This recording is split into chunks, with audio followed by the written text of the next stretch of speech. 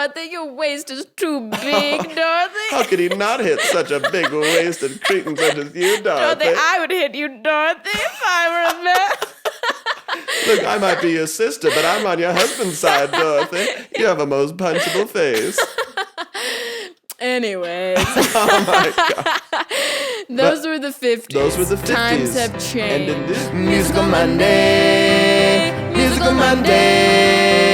why the best familial situation, of course. When you gotta get a mandatory divorce. Musical Monday. Hello and welcome back to Musical Monday with Zach and Shae at ImprovBroadway. I'm Zach. I'm Shae. And we're at Improv Broadway. And of course is our wonderful, sweet, biological son, Caleb Wall. He's a prodigy, only 3 years old. We fed him growth hormones in his face and hands. You've never seen his lower body, but it is like a baby. They're just two tiny little chunkers just flip-flopping away. That's why there's no pedal on any of the songs. But speaking of kids and speaking of families, Shae and I have been watching a lot of really cool like sci-fi shows where they sort of like, it's our reality, but one thing's tweaked, like Severance, where everything's the same except you can split your mind to have your work self and your outside self. And today we're talking about a really cool sort of sci-fi musical that deals with a really interesting topic of family life. Because what are we all stuck with? The nuclear family. 50s. And what happens with nuclear stuff? Blows up. Set to explode. Atomic bombs. And so this musical explores, what if the ideal scenario was when people have kids, get a mandatory divorce, marry the love of their life, and then raise the children with two separate families? Yeah. So the social norm is you get married, and you can stay married as long as you want. So if you don't have kids till 45, you'll stay together till you're 45. But then once you have kids, that's when you divorce. And then you have to marry someone else. You have to. Because we just realized we had so many friends whose marriages started getting really hard once they had kids. And we're like, you know what? Listen to this musical, because turns out it's actually great, because if both sides like love each other and respect each other, it's actually the best thing for the kids. Double Christmas, double Easter, double 4th of July. Double Kwanzaa. And also in this universe, everyone celebrates every single holiday to maximize the number of parental holidays that you have. Yeah, and you just get like more support when they're going to your cheerleading games or whatever you do. You just like, if there were 4 parents that truly like all got along and all cared about each other, how cool would that be? Be amazing. It's like I have 2 dads and 2 moms that love me so much. Yeah, it's like one of my moms is really good at I don't know, like cooking, and my other mom's like really ambitious and she helps me like pursue my passions. One of my dads knows how to make his own karate gis. The other dad knows how to make his own kielbasa. Yeah. Incredible. You can make tons of stuff. All my parents make things. They know how to make very specific things. What do we eat every night? Kielbasa. Where do we go for dinner? At the karate dojo. I love my family. One dad's a cobbler. He makes shoes. And we as children, his little elves. We go out at night and make his shoes. Anyways. And so in this musical, this universe, like this has been the norm forever. Like it's scandalous if you don't.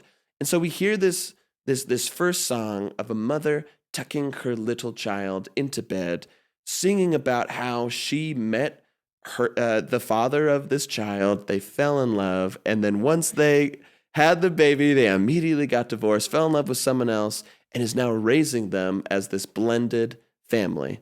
And of course, this musical is called Blended. In this beautiful song, one day you'll find true divorce.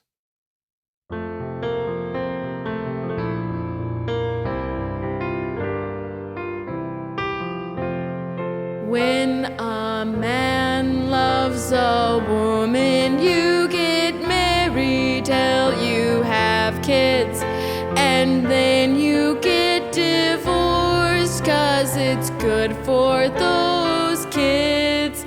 You only see your dad and mom on the weekends, and you'll have a brand new daddy. You'll FaceTime me all through the week, and I will give you what you need, but also have a little me time. 'Cause I want to drink some wine without you kids around. So now you'll be with your dad when the girls get all wound up and spill the gossip, tell the secrets. Now you kids don't have to keep it. We can go buck wild without worrying about a child. Every family gets divorced. Every family gets divorced. Every family gets divorced. Every family gets divorced. So does yours. Your dad and I are saying goodbye. We'll still act as good friends. I'm not gonna scratch up his bends. I'll treat him civilized like he's another random guy, and we can still play I Spy in the car, because every family gets divorced. Every family gets divorced. It's just a fact of the world that every family gets divorced.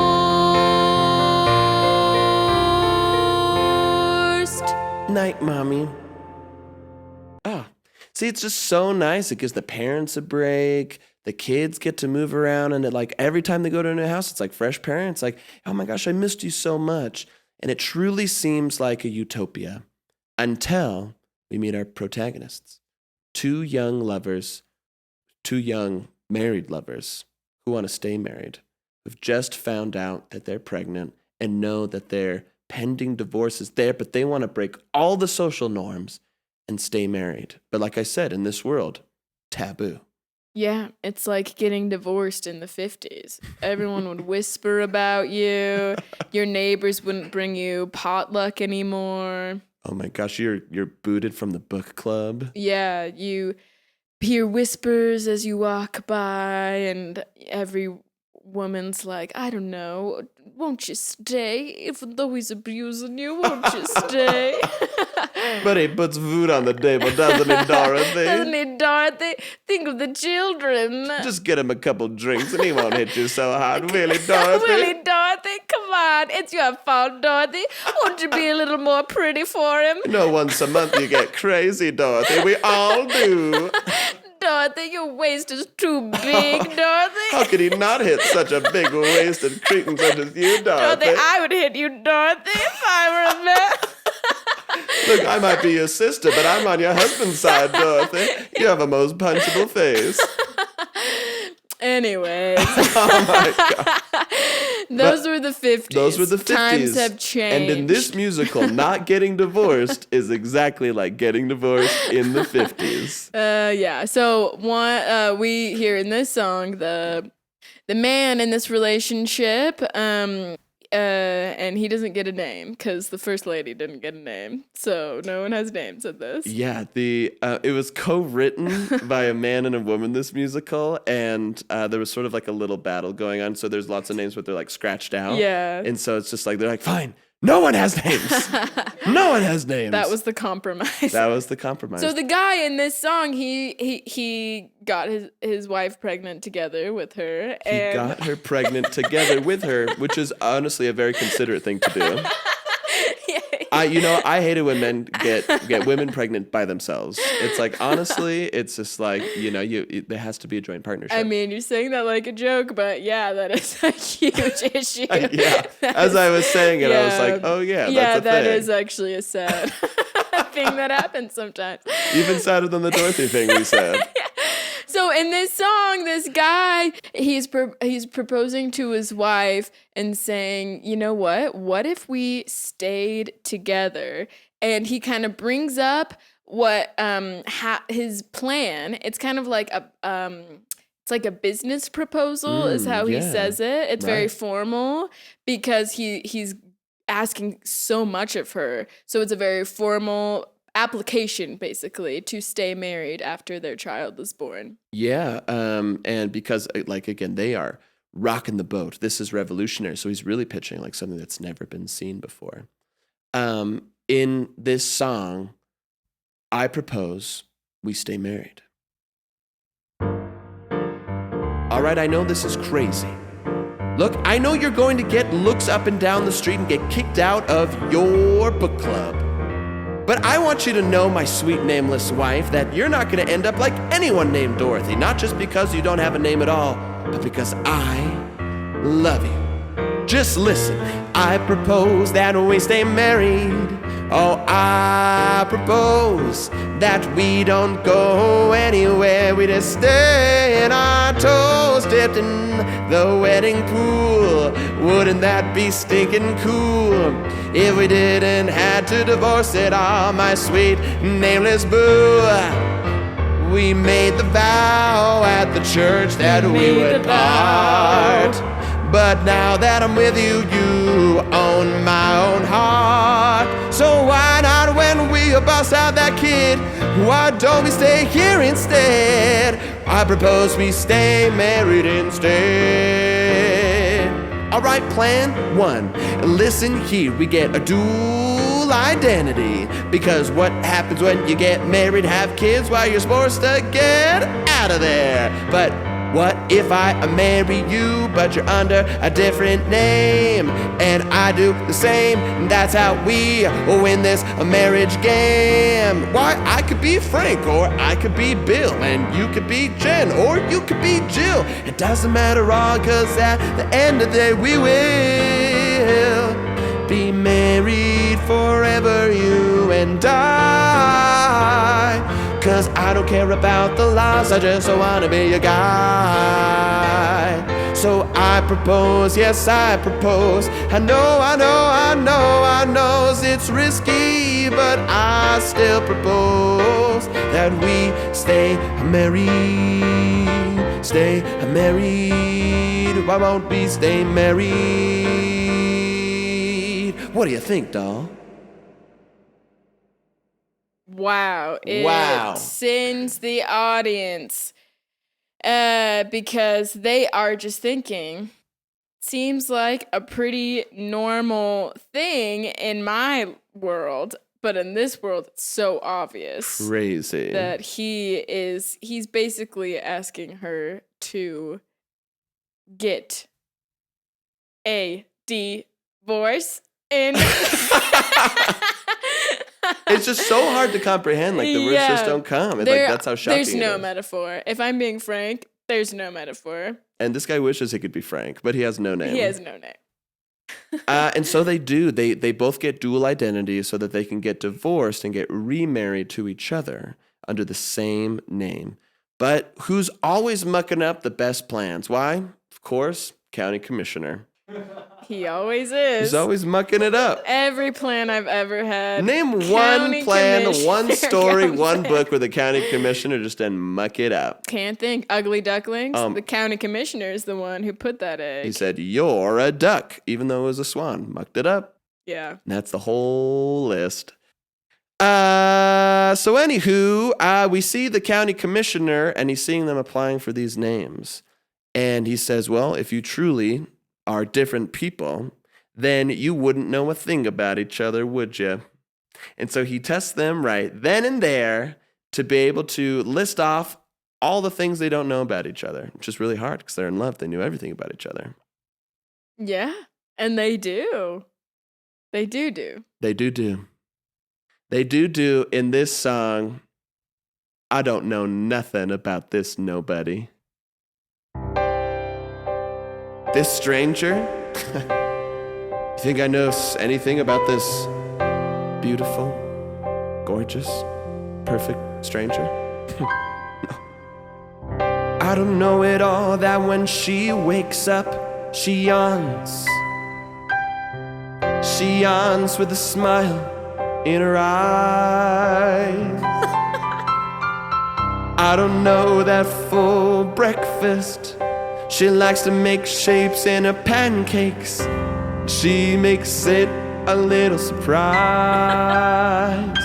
I don't know it all that when she runs like a duck running from a gator.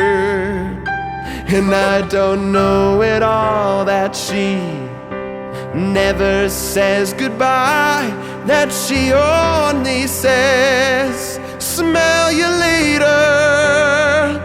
I don't know nothing about this nobody.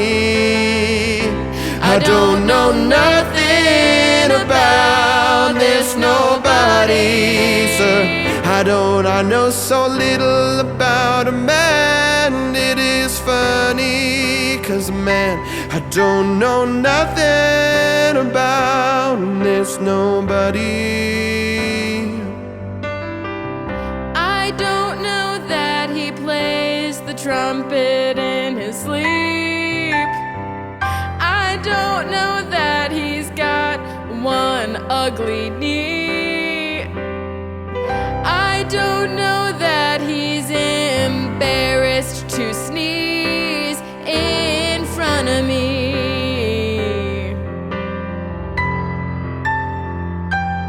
I don't know that his haircuts look bad the first day, but by the third day they look so cute and super great.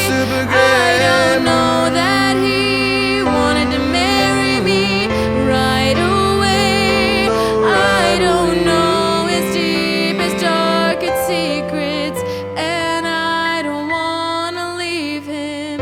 I don't know nothing about nobody. About this nobody. I don't know nothing about nobody. It's like I lost all of my memories. I don't know nothing about nobody. I don't know her eyes glisten in the moonlight like she's about to cry. I don't know you got the best qualities in a single guy. I don't know that she always laughs at war documentaries even when it's crazy. I don't know that your favorite war is from 1812 from history. I don't know nothing about nobody. No, I don't know nothing about nobody. And when there's nobody, I wanna spend the rest of my life, no matter what the law. 'Cause this nobody is the most beautiful nobody I ever saw. I don't know nothing about nobody, but this nobody's my favorite somebody. I don't know nothing about nobody except this nobody wants to be with me.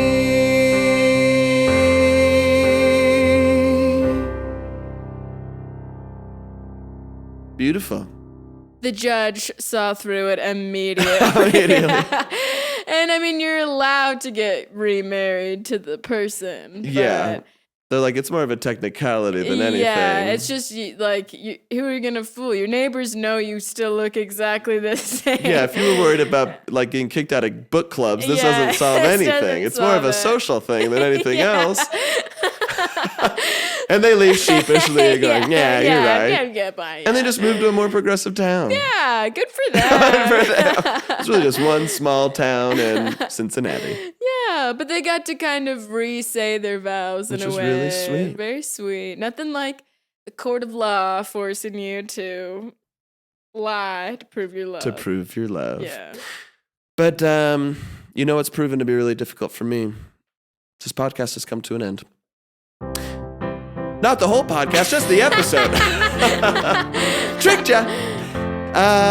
But what's never a trick, and what's always true, is how much we love you and appreciate you for watching us week after week, day after day, month after month, enjoying these sweet musicals that no one's ever heard of, bringing to life from the ashes, from the dark, from the great tomes of the forgotten. Everything, all, anywhere. The great annals of Musical Monday.